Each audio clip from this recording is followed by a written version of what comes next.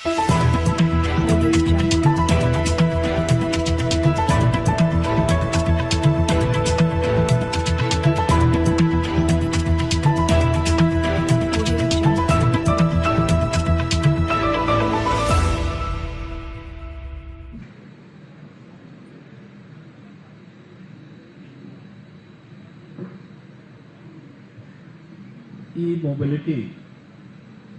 Vehicle and future mobility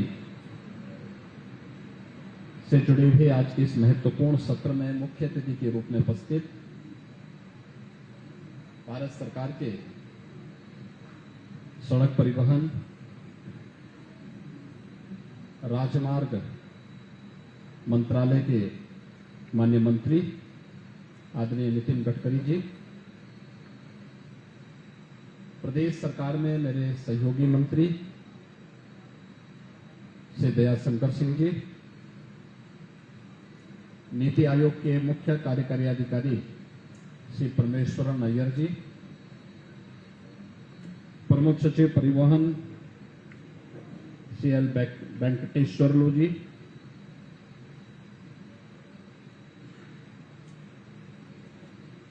Shri प्रशांत बनर्जी, श्री सुशांत नायक, श्री राम टुलरे मुख्य कार्यकारी अधिकारी काशिश ग्रुप, आज के इस कार्यक्रम में उपस्थित प्रदेश सरकार में मेरे सभी सहयोगी मंत्रीगण, इस क्षेत्र से जुड़े हुए सभी उपस्थित जितने भी स्टेक होल्डर्स हैं और जिन्होंने इस क्षेत्र में कुछ नयापन किया है, ऐसे उपस्थित सभी मित्रों, मैं आप सबकी ओर से और प्रदेश शासन की ओर से आज के इस सत्र के मुख्य अतिथि माननीय श्री नितिन गडकरी जी का यूपी ग्लोबल इन्वेस्टर समिट में हृदय से स्वागत करता हूं, उनका अभिनंदन करता हूं। हम सब जानते हैं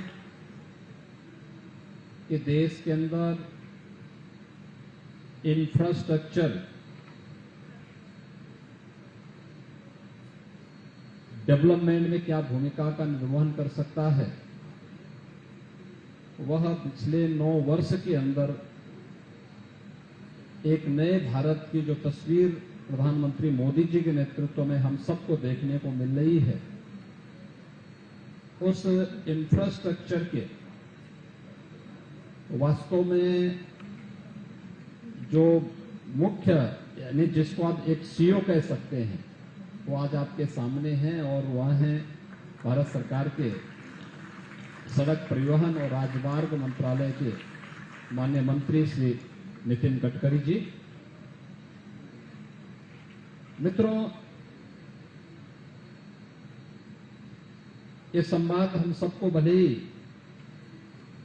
इस ग्लोबल इन्वेस्टर समिट के माध्यम से प्राप्त होगा ही, लेकिन हम सब इस बात को जानते हैं कि व्यक्ति हो या समाज, अगर हम समय से एक कदम आगे चलने की स्थिति में नहीं होंगे तो समय हमें पीछे धकेल देगा। हम विकास की मुख्य धारा के साथ नहीं जुड़ पाएंगे, एक स्वस्थ प्रतिस्पर्धा का हिस्सा नहीं बन पाएंगे। हमें हमेशा समय से एक कदम आगे बढ़कर के सोचना पड़ेगा और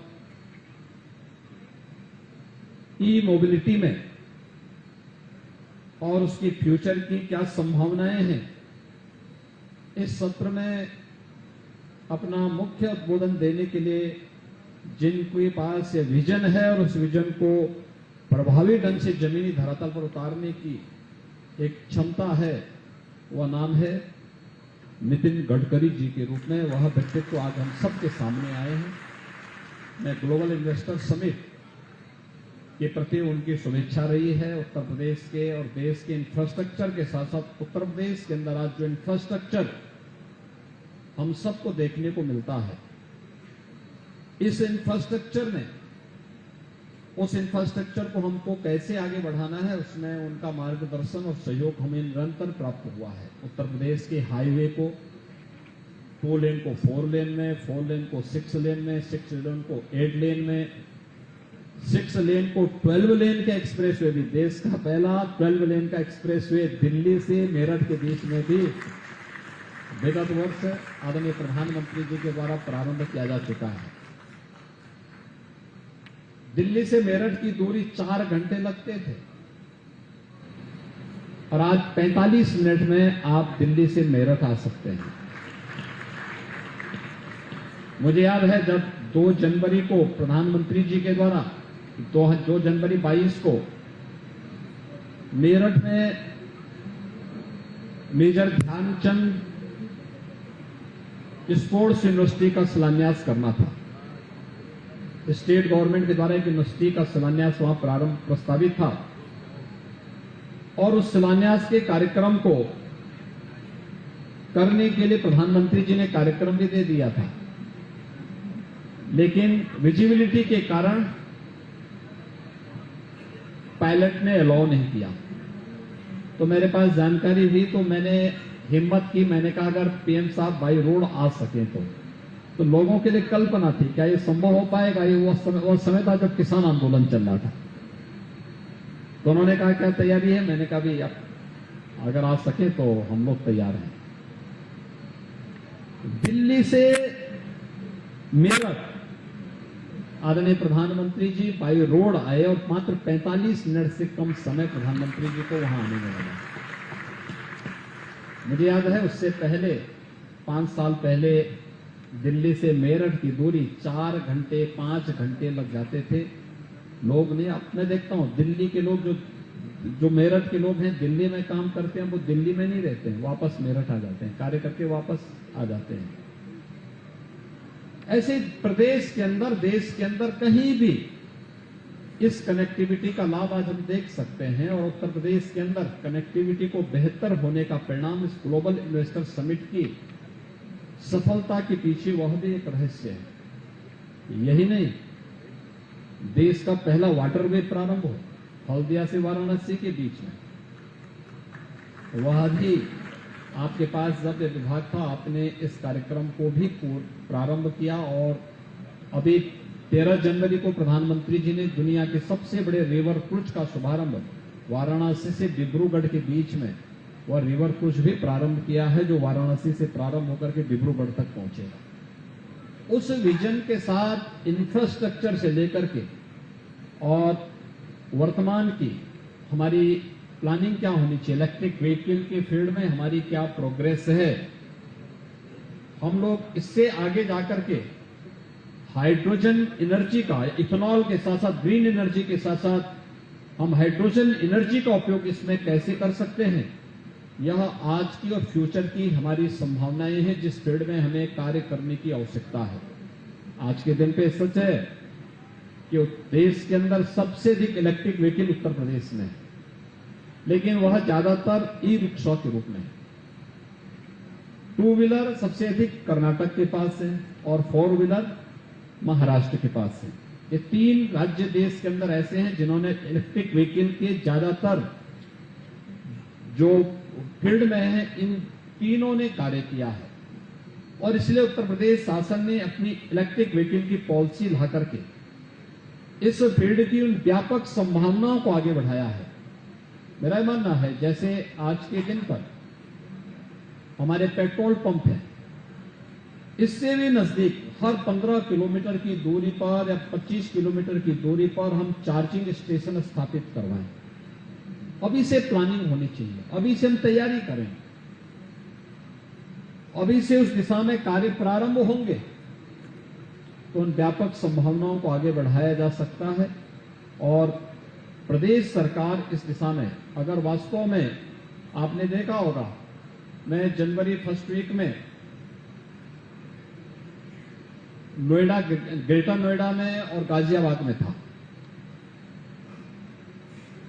स्मॉग के कारण पूरी हवा वहां दम घुटू सी थी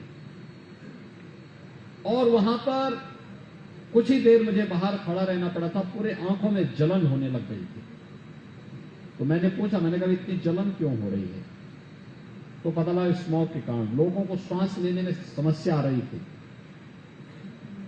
हमें पर्यावरण के संरक्षण की दिशा में अगर वास्तव में कदम बढ़ाने हैं तो अब इलेक्ट्रिक व्हीकल को और फ्यूचर की जो हमारी व्यवस्था है वह हाइड्रोजन एनर्जी के इस फील्ड में कैसे कार्य करते हुए हम लोग इस फील्ड की स्ट्रेंथनिंग में कार्य कर सकते हैं।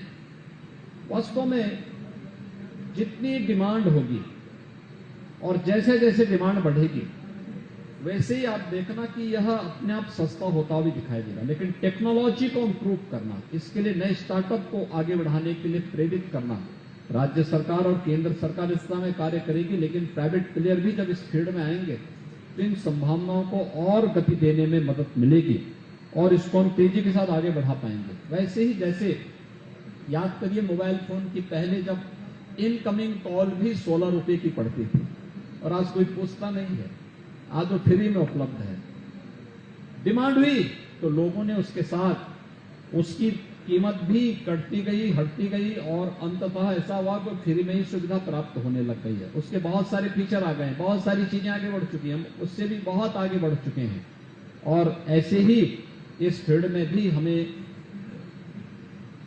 ग्रीन हाइड्रोजन का हो, ग्रीन एनर्जी का हो, हाइड्रोजन एनर्जी का हो या फिर इलेक्ट्रिक व्हीकल की इस फील्ड में भी जो व्यापक संभावनाएं हैं इसको प्रोत्साहित करने की दिशा में हमें कदम बढ़ाने पड़ेंगे, इस दिशा में प्रयास करने पड़ेंगे। हाइड्रोजन एनर्जी अभी महंगी पड़ रही है, अभी वो उस पर काफी कार्य चल रहा है और अब जैसे जैसे हम इस फील्ड में आगे बढ़ा सकते हैं तो इसके बारे में नया विजन माननीय गडकरी जी का आज हम सबको यहाँ पर देखने और सुनने को प्राप्त होगा।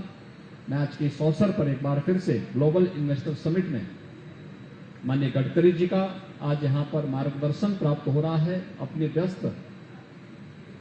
व्यस्तता के बावजूद उन्होंने इस समिट के लिए अपना समय दिया और जो भी देश और दुनिया से आए हुए निवेशकों को इस दिशा में प्रेरित करने के लिए आज अपना मार्गदर्शन देने के लिए स्वयं यहाँ पर उपस्थित हुए हैं। मैं प्रदेशवासियों की ओर से उनका एक बार फिर से स्वागत करता हूं, उनका अभिनंदन करता हूं। आप सभी का जिन्होंने इस फील्ड में रुचि लेकर के बड़े तन्मयता के साथ इस पूरे समिट को अपना स्वयं का आयोजन माना और उसको सफलता की एक नई ऊंचाई तक पहुंचाने में अपना योगदान दे रहे हैं। आप सबका भी मैं हृदय से अभिनंदन करते हुए अपनी वाणी को विराम देता हूं। धन्यवाद। जय हिंद।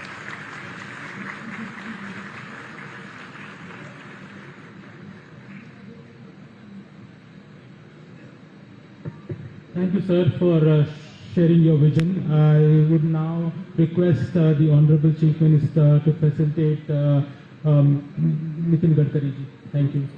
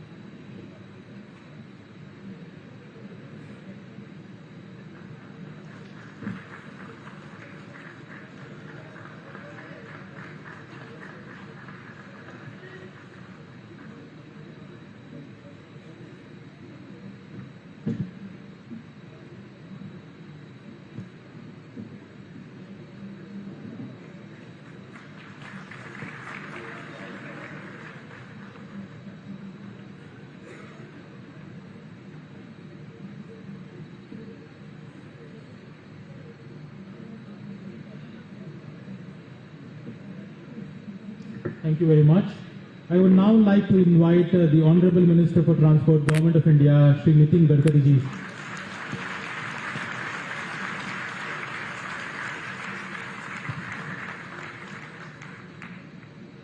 उत्तर प्रदेश के लोकप्रिय मुख्यमंत्री आदरणीय योगी आदित्यनाथ जी, माननीय परिवहन मंत्री मेरे सहयोगी आदरणीय दयाशंकर सिंह जी, नीति आयोग के सीईओ परमेश्वरन अय्यर जी, प्रिंसिपल सेक्रेटरी परिवहन श्री एल वेंकटेश्वरलू जी, प्रशांत बैनर्जी, सुशांत नाइक, श्री राम तुलुरी, श्री हरि नूतन जी, उत्तर प्रदेश के मुख्य सचिव दुर्गा शंकर मिश्र जी, उपस्थित सभी मंत्रीगण, विधायकगण और उपस्थित सभी भाई और बहनें, सबसे पहले यूपी ग्लोबल इन्वेस्टर समिट के लिए मैं योगी जी का हृदयपूर्वक अभिनंदन करता हूं, उनको बहुत बहुत धन्यवाद देता हूं।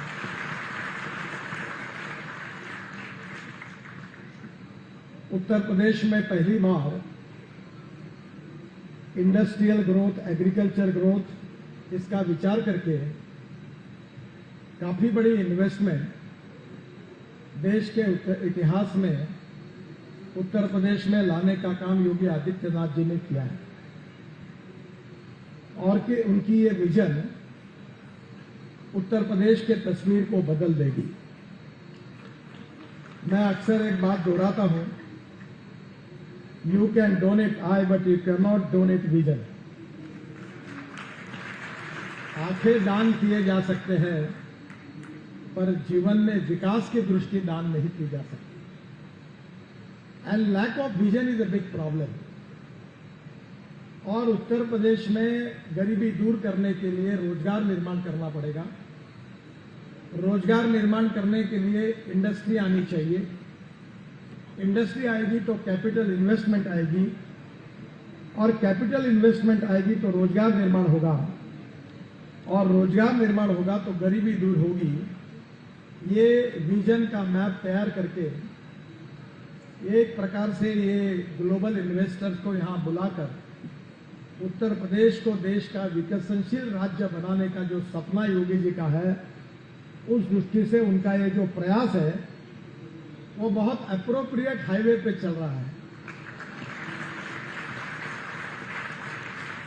और योगी जी की गाड़ी, उत्तर प्रदेश की गाड़ी, इस एक्सप्रेस हाईवे से ऐसे स्पीड से दौड़ रही है कि जल्दी ही उत्तर प्रदेश की जनता को गरीबी, भुखमरी और बेरोजगारी से निश्चित रूप से ये तकलीफ दूर होगी, ये मेरा विश्वास है।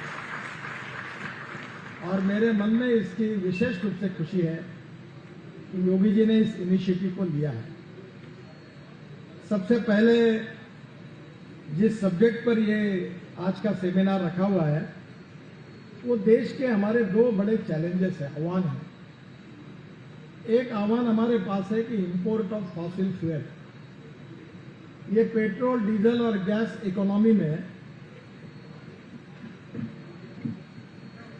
अभी हमारे यहां 16 लाख करोड़ रुपए का इंपोर्ट है। 16 लाख करोड़। और इस देश के इकोनॉमी से 16 लाख करोड़ हमारे बाहर जा रहे हैं। हम एनर्जी को इंपोर्ट करने वाला देश है। 85% हमारा पेट्रोल डीजल इंपोर्ट होता है और इसलिए अब हमको एनर्जी को इंपोर्ट करने वाला नहीं तो एनर्जी को निर्यात करने वाला देश बनाना है।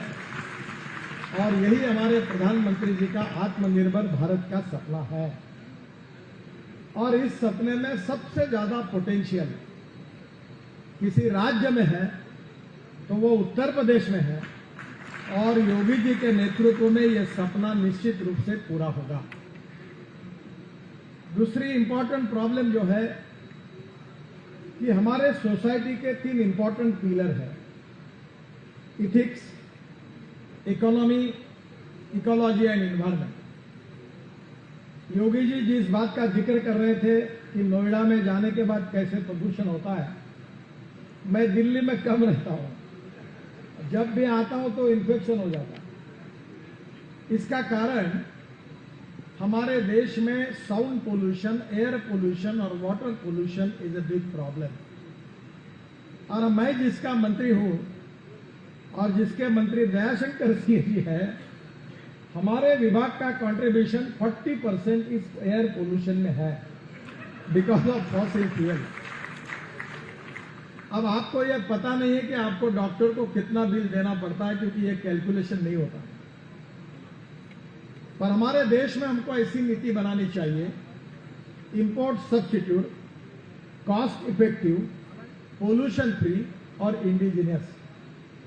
और इसी बात के लिए योगी जी ने उत्तर प्रदेश के सामने ये विजन रखी है। और मुझे विश्वास है कि मैं दो बातों का अक्सर जिक्र करता हूं और उसको ऊपर अनुकरण भी करता हूं। मेरा विश्वास है कि ये दो फिलॉसफी देश के तस्वीर को बदल सकती है। The first philosophy is knowledge as a power, innovation, entrepreneurship, science, technology, research, skill and successful practices, we name it as knowledge, and conversion of knowledge into wealth is the future. और दूसरी philosophy मैं अक्सर याद रखता हूं कि no material is waste, no person is waste, it is depending upon the appropriate technology, it is depending upon the appropriate vision of the leadership like Yogi ji, that you can convert waste into wealth. और हमारे देश की ये 16 लाख करोड़ की economy में मैं बहुत आत्मविश्वास के साथ योगी जी आपसे अनुरोध करूंगा कि ये मिशन में 2 लाख करोड़ की इकोनॉमी कम से कम बनाने की क्षमता उत्तर प्रदेश की है और आपके नेतृत्व में इसमें सफलता मिलेगी। आज मैं आपको बताना चाहता हूं कि जो ऑटो इंडस्ट्री की बात हो रही है, आप इन्वेस्टर हैं, आप टेक्नोलॉजी को लेकर आ रहे हैं, तो सबसे पहले पॉजिटिविटी और सेल्फ कॉन्फिडेंस आपके बीच में हुए बिना यहां इन्वेस्टमेंट नहीं आएगी। अभी प्रेजेंटली ऑटोमोबाइल इंडस्ट्री का टोटल टर्नओवर 7.8 लाख करोड़ है। वर्ल्ड के सभी ऑटोमोबाइल ब्रांड हिंदुस्तान में प्रेजेंट हैं।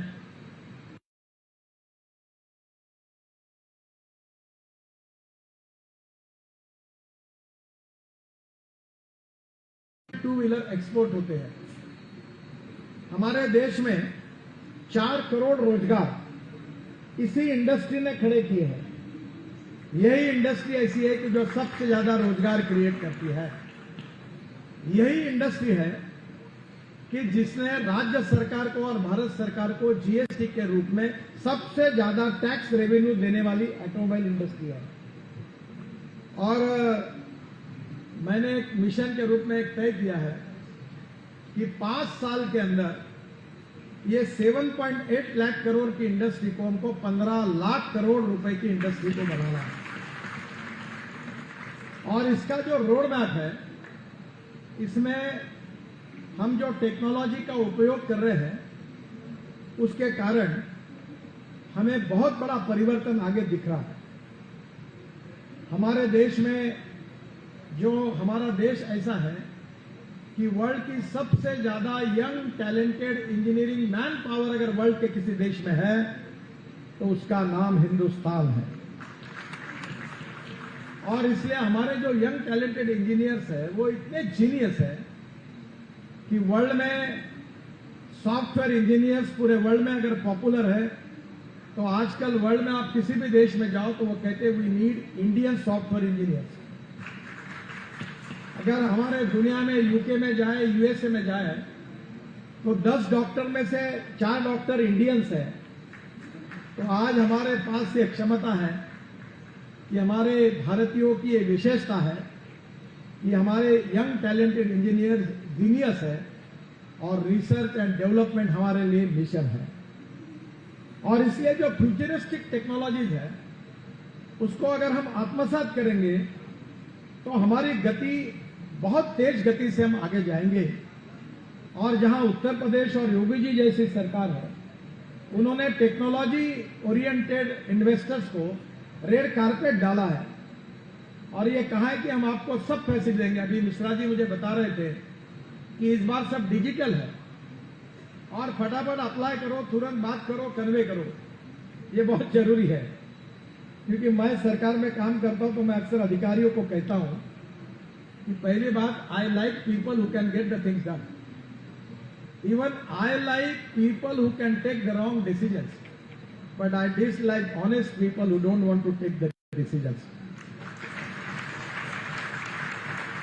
So transparency, time-bound decision-making process, teamwork, decentralization of power और उसके साथ साथ जो पॉजिटिविटी है, सकारात्मकता है, इसका सबका प्रतिबिंब उत्तर प्रदेश की सरकार में योगी जी के नेतृत्व में है. So it is a golden opportunity for investor to invest in UP. And the other important thing is that the huge potential for auto industry in India. If you want to make it double, up to 15 lakh crore, you just understand what is the potential. Electric car, electric scooter, electric buses, अब electric truck, electric tractor, electric JCB, electric construction equipment सब आए. अभी मैंने inaugurate किया auto expo को. Volvo के बड़े बड़े ये शेड जैसे बड़ी इतनी बड़ी मशीन इलेक्ट्रिक पर चल रही थी. 1000 करोड़ रुपए का रोड बनाना है तो 100 करोड़ रुपए हम डीजल पे खर्चा करते हैं. मैंने हमारे चेयरमैन और सेक्रेटरी को बोला कि इलेक्ट्रिक जो मशीनरी एडवांस देते हैं उसके इंटरेस्ट कम करने की कोई योजना तैयार करो. तो बोले सर इससे हमारा क्या फायदा होगा. मैंने बोला फायदा ये होगा कि 1000 करोड़ में 100 करोड़ का डीजल लगता है और इलेक्ट्रिक मशीनरी आ जाएगी, एलएनजी के ऊपर मशीनरी आ जाएगी तो इलेक्ट्रिक पर आएगी तो 10 करोड़ की इलेक्ट्रिसिटी लगेगी तो 90 करोड़ की बचत होगी. और सब कॉन्ट्रैक्टर के पास अगर इलेक्ट्रिक मशीनरी आ जाएगी तो हमारा टेंडर 10% बिलो जाएगा, हमारे रोड सस्ते में बनेंगे. So technology is very important for economic viability. Any success story we need 4 important things. The proven technology, second is economic viability, third is availability of raw material and 4 is marketability. Market का तो कोई problem ही नहीं है. Inherent we have expertise. How to increase population and how to increase automobile growth. अभी हमारे देश में करीब 30 करोड़ से ज्यादा वाहन है. मैं योगी जी आपको लिख कर देता हूं कि कम से कम 10 साल के बाद जनसंख्या कम होगी और ऑटोमोबाइल की संख्या ज्यादा होगी. घर में 3 लोग और 5 गाड़ियां. दिल्ली मुंबई में यही है. और इसलिए आने वाले समय में आप बिजनेस की चिंता मत करिए, there huge potential. There other important thing is हमारी कॉस्ट कम हो रही है. मैं परमेश्वरन जी का, अय्यर जी का धन्यवाद दूंगा. योगी जी आपसे अनुरोध करूंगा कि ये इंडस्ट्री बढ़ाने के लिए ये स्क्रैपिंग की पॉलिसी हमने लाई है और भारत सरकार ने अपने 10 लाख व्हीकल 15 साल पुराने, प्रधानमंत्री जी को जब मैंने प्रार्थना की उन्होंने कहा नथिंग डूइंग, सब स्क्रैप करो. और हमने 15 लाख व्हीकल स्क्रैप करने का निर्णय किया है जिसको 15 साल पूरे हुए, 10 लाख. और हमारे वित्त मंत्री जी ने इस साल के बजट में स्टेट गवर्नमेंट के लिए स्कीम दी है कि वो अपनी पुरानी एम्बुलेंस, पुरानी गाड़ियां सब भंगार में डाल दे. अब मैं ट्रांसपोर्ट का मंत्री हूं, उत्तर प्रदेश का तो मुझे मालूम नहीं है, और बहुत राज्यों में ऐसी बसेस हैं कि जहां हॉर्न छोड़कर सब बजता है.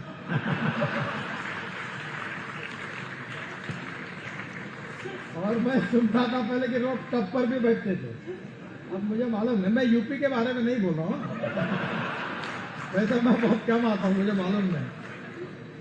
तो अभी ये पूरे राज्य सरकार और भारत सरकार के 45 लाख व्हीकल अगर स्क्रैप होंगे तो इसका क्या परिणाम होगा. ऑटो कंपोनेंट्स 30% सस्ते हो जाएंगे. हम एल्यूमिनियम इंपोर्ट कर रहे हैं, हम कॉपर इंपोर्ट कर रहे हैं, हम प्लास्टिक इंपोर्ट कर रहे हैं, हम रबर इंपोर्ट कर रहे हैं, हम वेस्ट स्टील वेस्ट हम वो भी इंपोर्ट कर रहे हैं. तो ये पूरा जो वेस्ट मटेरियल निकलेगा भंगार, ये conversion of waste into wealth. तो एल्यूमिनियम जो है वो अभी दुबई से या ऑस्ट्रेलिया से और यूएसए से और इधर से आता है, उसकी कॉस्ट है 145 रुपए किलो, और हमारा भंगार में मिल जाएगा उसकी कॉस्ट होगी 80 रुपए किलो. तो आपके यहाँ ऑटो कंपोनेंट्स की इंडस्ट्री एकदम बढ़ जाएगी तो बड़ी इंडस्ट्री आ जाएगी. एक जिले में 3 स्क्रैपिंग यूनिट खुल सकते हैं। अब ये टाटा वाले बैठे ये खोल रहे हैं, मैंने आपके यूपी में ही नोएडा में सुजुकी मारुति के यूनिट को इनॉग्रेट किया, हरियाणा में भी 28-30 यूनिट हुए। हर जिले में 3 यूनिट खुल सकते हैं। तो मेरा आपसे अनुरोध है कि स्क्रैपिंग यूनिट, टेस्टिंग यूनिट और ड्राइविंग ट्रेनिंग सेंटर, ये तीनों का एक क्लस्टर बनाकर ट्रांसपोर्ट मंत्री जी और सेक्रेटरी से अनुरोध करता हूं कि यूपी के हर जिले में आप खोल दीजिए। हमारे डिपार्टमेंट से पूरा सहयोग करेंगे और जिसके कारण रॉ मटेरियल तैयार हो जाएगा। अगर रॉ मटेरियल सस्ता हो जाएगा तो इन्वेस्टर दौड़ते हुए आएगा। तो मेरा आपसे पहला यह अनुरोध है कि इस इंडस्ट्री को बढ़ाने के लिए निश्चित रूप से इसका उपयोग होगा।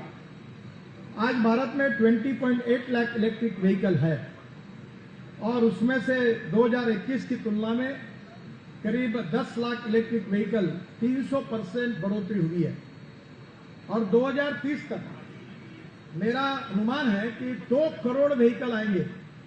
अब 50 लाख तो गवर्नमेंट के आए। मैंने अभी परमेश्वरन जी को कहा कि नीति आयोग और हम मिलकर ऐसी कोशिश करें कि ये 45-50 लाख व्हीकल जो स्क्रैप होंगे ये पूरे इलेक्ट्रिक या अल्टरनेटिव फ्यूल पर रहेंगे, तो इसका मार्केट तो तैयार हो जाएगा। तो निश्चित रूप से आने वाले समय में 2030 तक 2 करोड़ व्हीकल हो जाएंगे।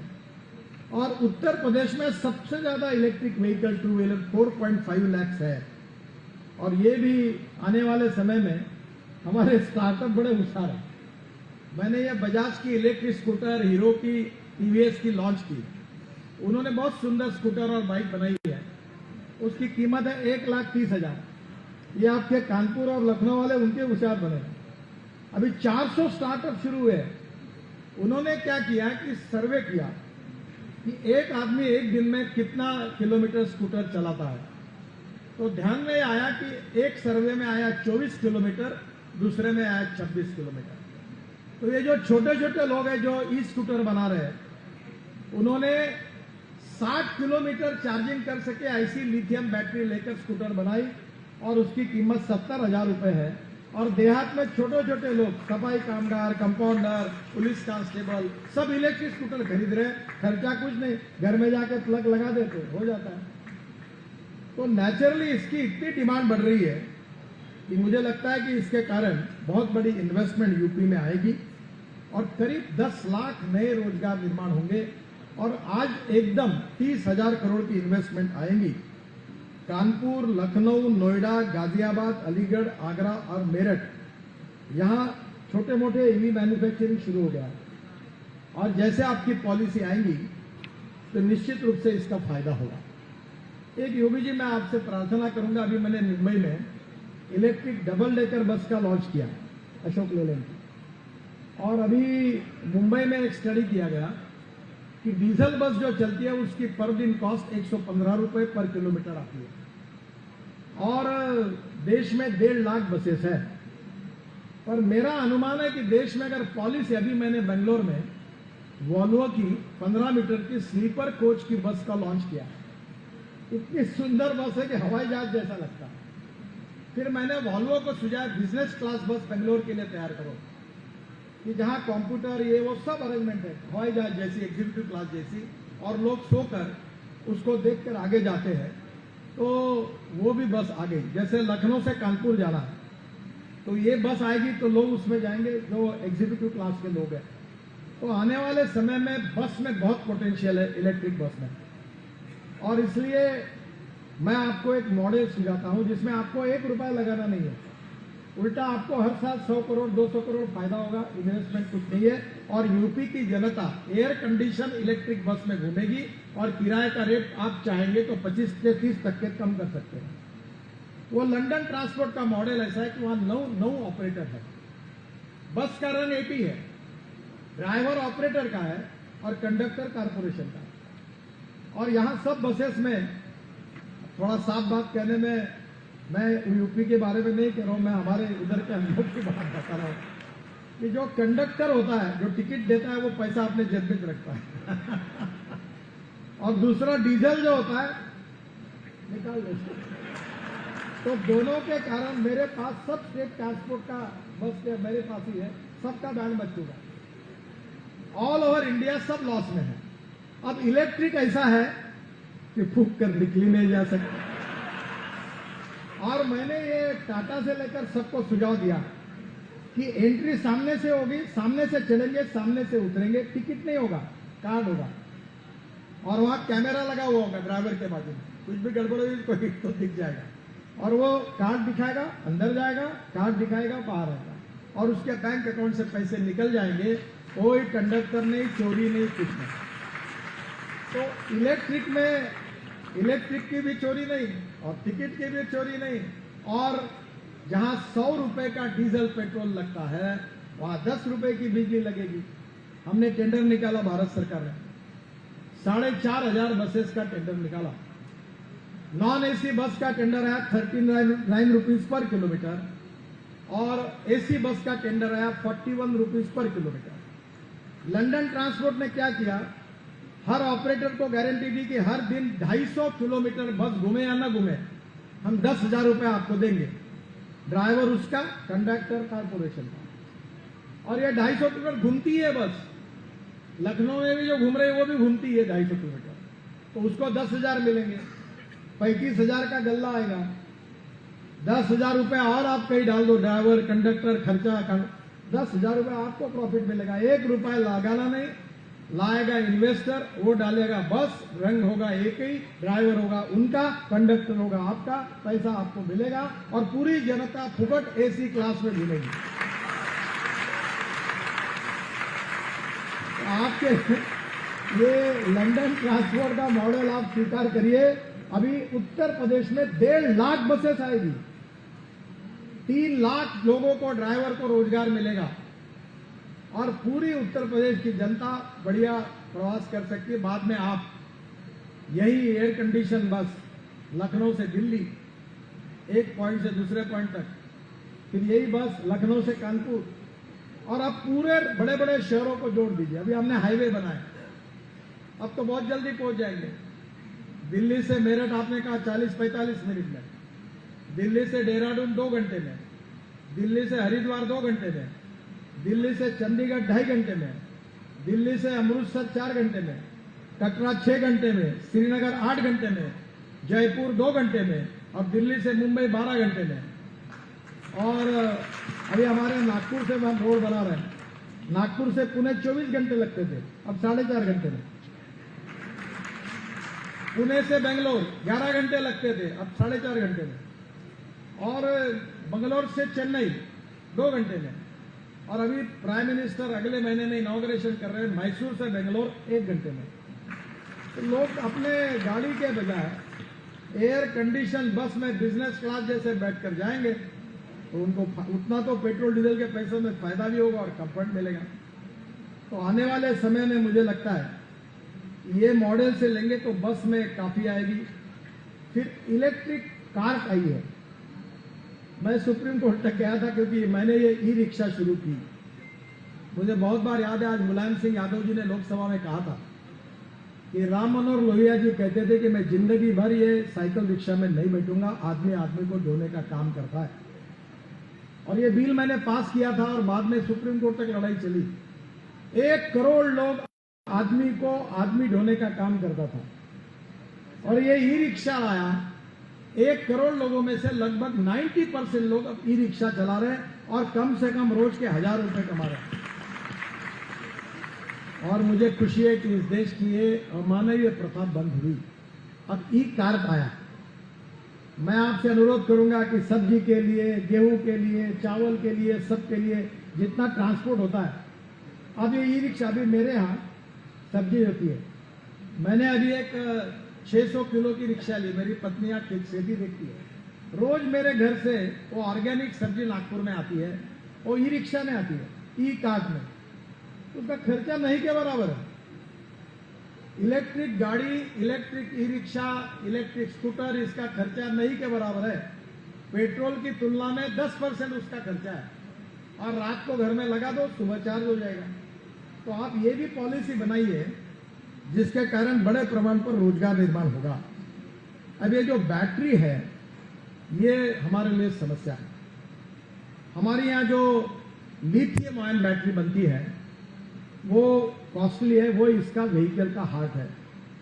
पर मैं आपको करूंगा, अभी हमने बैटरी केमिस्ट्री पर काफी काम हुआ है, aluminium ion, zinc ion, sodium ion, aluminium air technology, अभी महेंद्र ने वो ले लिए, ये लोग लगातार ला रहे हैं, अपने फरीदाबाद के इंडियन ऑयल वालों ने तैयार किए। तो आने वाले समय में, अभी 2-3 दिन पहले कश्मीर में हमको लिथियम आयन का ये बहुत बड़ा ये मिला है, तो मुझे लगता है कि इसमें निश्चित रूप से होगा। ये बैटरी के लिए जो इंपोर्ट होता था मशीनरी का, उसको हमने कस्टम्स में अब छूट दिए निर्मला जी ने अपने बजट में। ये बैटरी इंडस्ट्री उत्तर प्रदेश में ग्रेटर नोएडा, गाजियाबाद, फतेहपुर, कानपुर, लखनऊ, गोरखपुर ऐसे जगह पर बैटरी इंडस्ट्री के लिए आपने अगर भारत सरकार की तो नीति आई है और कोई पॉलिसी बनाई तो ये एक हब बन सकता है, जिसके लिए मुझे लगता है कि इसमें भी आप जरूर विचार करिए।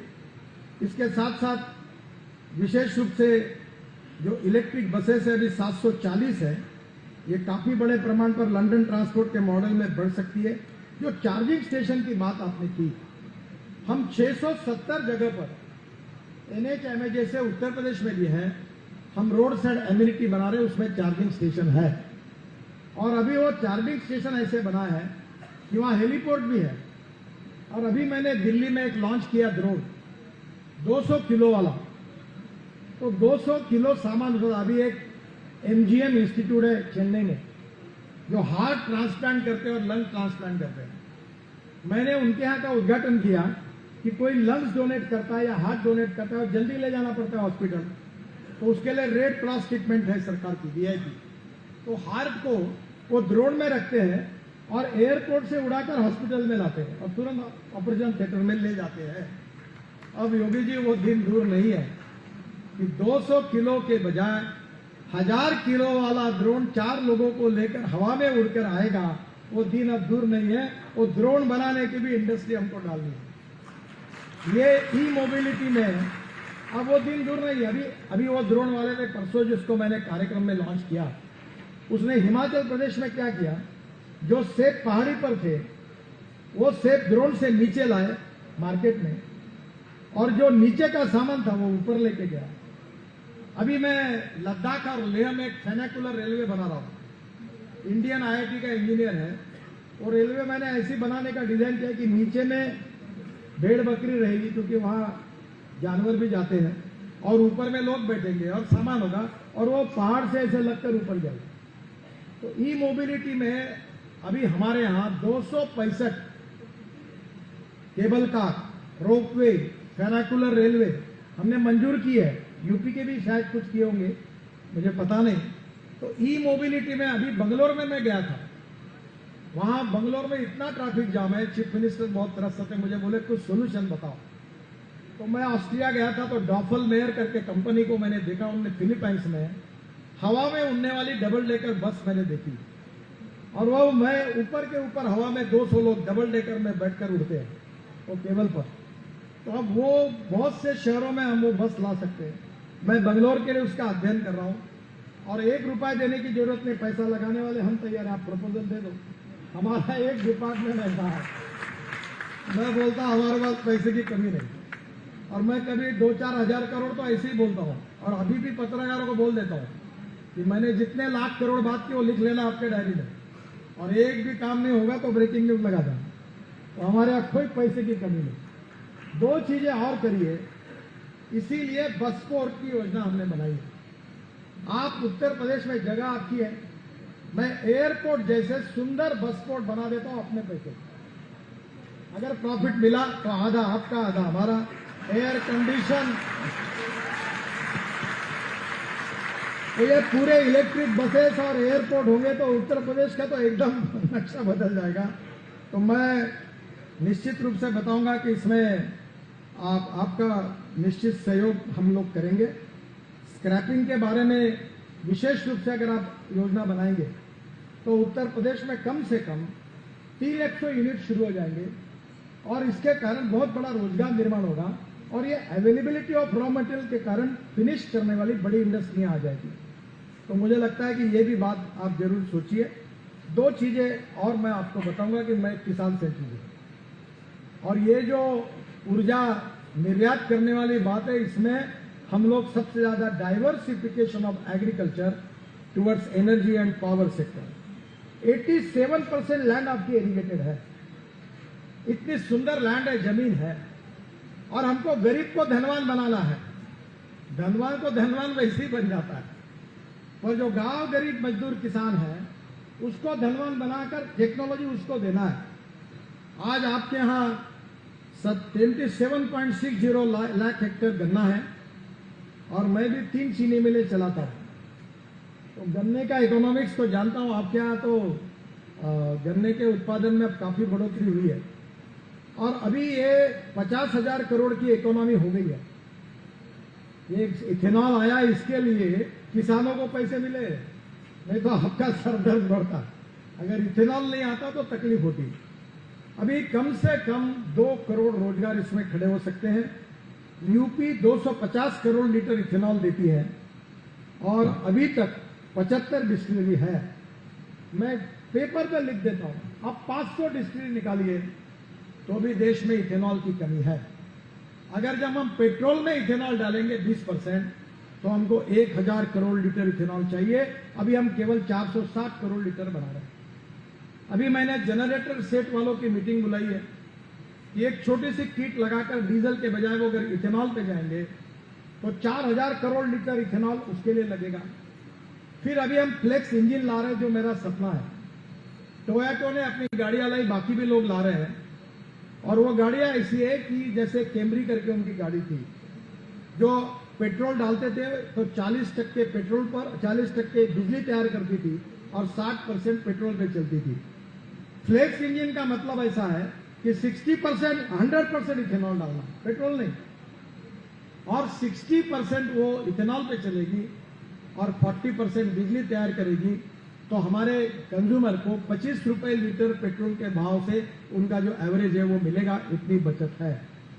बजाज, टीवीएस, हीरो सब ने फ्लेक्स इंजन पर स्कूटर और मोटरसाइकिल तैयार की है, और गांव में इथेनॉल के पंप अगर शुरू करने वाले, अभी भारत सरकार परमिशन दे रही है।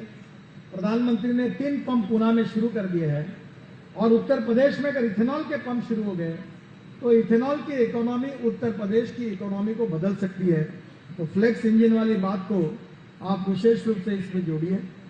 दूसरा जो है वो हाइड्रोजन है। जो हाइड्रोजन कोयले से तैयार होता है वो ब्लैक हाइड्रोजन, जो पेट्रोलियम से होता है वो ब्राउन हाइड्रोजन, और जो बायोमास या ऑर्गेनिक वेस्ट या पानी से तैयार होता है वो ग्रीन हाइड्रोजन। अब ये जो पानी तो आपके पास इतना पड़ा हुआ है कि हमारे यहाँ 450 फुट नीचे जाने के बाद पानी मिलता है। आपके यहाँ तो कहीं भी पानी मिलता है। ये देख के भी हमको ऐसा लगता है कि देखो कितने भाग्यवान लोग हैं। तो मुझे आपको इतना ही कहना है कि हमारा किसान अपने कुएं से पानी निकालेगा, और वहां वो गेहूं चावल को रखने के लिए प्री कूलिंग कोल्ड स्टोरेज के लिए रूफटॉप सोलर 2 रुपए 40 पैसे यूनिट की बिजली मिलेगी। और पानी से इलेक्ट्रोलाइजर का अभी we are the number 1 manufacturer in the world. अभी मैंने कर्नाटक में, बेंगलोर में एक फैक्ट्री नाम सब हम एक्सपोर्ट कर रहे हैं 95%। 1 करोड़ 20 लाख का इलेक्ट्रोलाइजर है। वो डालने के बाद पानी से हाइड्रोजन निकलता है, पर उसमें 56 यूनिट बिजली लगती है। यही उसमें थोड़ा सा कंस्ट्रेंट है। और उसके बाद जनरेटर लगता है उसको कंप्रेस करने के लिए, वो हम 110 रुपए के डीजल के बजाय 60 रुपए के इथेनॉल पर आएगा, तो हाइड्रोजन की कॉस्ट कम होगी।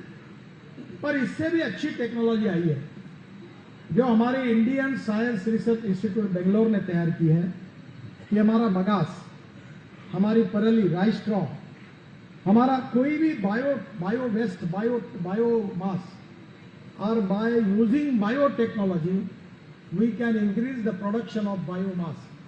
अभी एक थाईलैंड से नेपियर ग्रास आया, वो 1 एकड़ में साल भर में 1000 टन निकलता है, और वो बायोमास अगर बायोडाइजेस्टर में डाला तो मीथेन निकलता है, और मीथेन से CO2 निकाला तो बायो CNG और बायो LNG निकलता है, और उसी से मीथेन से हम हाइड्रोजन भी तैयार कर सकते हैं। जो म्यूनिसिपल वेस्ट है लखनऊ और कानपुर जैसे शहरों की, जो सीवेज वाटर है, उससे भी हम हाइड्रोजन बना सकते हैं। तो मेरा आपसे एक सुझाव है कि उत्तर प्रदेश में पानी है और ये जो बगास है ये अभी पावर बनाते हैं, तो उसके बजाय इसका उपयोग और परली का उपयोग अगर हम लोग उसको जलाकर गैसेस निकालकर उससे अगर ग्रीन हाइड्रोजन बनाएंगे तो वो 100 रुपए किलो से कम आएगा और 1 किलो में 450 किलोमीटर गाड़ी चलेगी, तो समझो कितना फायदा है। तो मेरा आपसे अनुरोध है कि ट्रक, बसेस, ट्रैक्टर, हवाई जहाज, railway, pharmaceutical industry, chemical industry, सब स्टील इंडस्ट्री सब हाइड्रोजन पे चलने वाली है और भारत ये ऊर्जा आयात करने वाला नहीं, एनर्जी आयात करने वाला नहीं, तो एनर्जी को निर्यात करने वाला देश बनने वाला है। प्रधानमंत्री जी का सपना है, तो ये ग्रीन हाइड्रोजन का भी आप अलग से करिए। जो एक बात मैंने कही इलेक्ट्रिक मोबिलिटी की, उसमें अभी हम ई हाईवे बना रहे हैं, दिल्ली जयपुर वो रेलवे जैसी केबल डाल रहे हैं और इलेक्ट्रिक ट्रक, इलेक्ट्रिक बस उसमें जाएगी। तो ये एक सक्सेस हो गया तो आपको आपकी ट्रक और बसेस भी इलेक्ट्रिक में जाएगी। सबसे बड़ा प्रॉब्लम देश में हमारे ट्रेड बिजनेस में है, हमारी लॉजिस्टिक कॉस्ट 16% है और चाइना की 8 से 10% है, यूरोप और अमेरिका की 12% है और प्रधानमंत्री जी ने कहा है कि हमें सिंगल डिजिट में आना है। अगर हमने फ्यूल की कॉस्ट कम, अभी एलएनजी का ट्रक आया है, एलएनजी का ट्रक एक बार गैस भरने से, एलएनजी भरने से 1400 किलोमीटर चलता है, ब्लू एनर्जी का मैंने लॉन्च किया है अभी पूना में, और उसकी कॉस्ट डीजल की तुलना में 40%। और ये परली जो है 5 टन ऑफ परली is giving 1 ton of bio CAE and bio LNG. ये 15-20 इंडस्ट्री अभी हरियाणा और पंजाब में शुरू हो गई है। तो मुझे सभी दृष्टि से अगर हम प्रयास करेंगे तो हमारा किसान अन्नदाता नहीं ऊर्जादाता बनेगा। तो ये अन्नदाता से ऊर्जादाता, ये भी एक बहुत अच्छी बात होगी।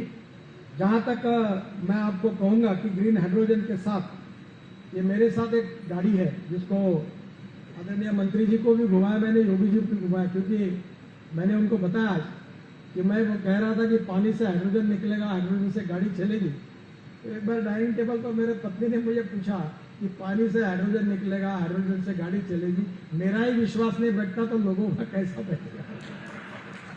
तो मैंने टोयोटो इंडिया के चेयरमैन विक्रम किर्लोस्कर, बेचारा देहांत हो गया उसका, उनको फोन किया और उनको कहा मुझे हाइड्रोजन की गाड़ी चाहिए, अब मेरे घर पर है। अब मैं कोई भी बोलता हूं तुमको हाइड्रोजन पे कैसे गाड़ी मिला, चलो बैठो गाड़ी में, मर्सिडीज से अच्छे कंफर्टर और वो गाड़ी हाइड्रोजन पे चल रही है। तो मुझे लगता है कि nothing is impossible. Impossible word itself it means that I am possible. और मुझे बहुत खुशी है और आपको मैं ये अनुरोध करूंगा इन्वेस्टर्स को कि UP is the best destiny. Water, power, transport and communication, चारों बातें हैं। लैंड सस्ती है, स्किल्ड मैन पावर रिजनेबली अच्छे रेट में है, मुंबई में बहुत कॉस्टली है। तो मुझे लगता है, और यूपी को वेल कनेक्टेड है, हाईवे अच्छे बने हैं और लॉजिस्टिक कॉस्ट कम होगी और निश्चित रूप से it is the best destiny for development, for making any investment. और ई मोबिलिटी में तो पोटेंशियल है ही। 15 लाख करोड़ की इंडस्ट्री 5 साल में बन रही है, तो ये बहुत बड़ा पोटेंशियल है। तो मैं आपसे अनुरोध करूंगा कि ई मोबिलिटी में आइए, इकोलॉजी को प्रोटेक्ट करिए, इन्वायरमेंट को प्रोटेक्ट करिए और विशेष रूप से नए रोजगार निर्माण होंगे, गरीबी दूर होगी, हिंदुस्तान में वेल्थ बढ़ेगी, आत्मनिर्भर भारत होगा और प्रधानमंत्री जी का जो सपना है आत्मनिर्भर भारत का, वो पूरा करने में आप सबका सहयोग मिलेगा। बहुत बहुत धन्यवाद। नमस्कार।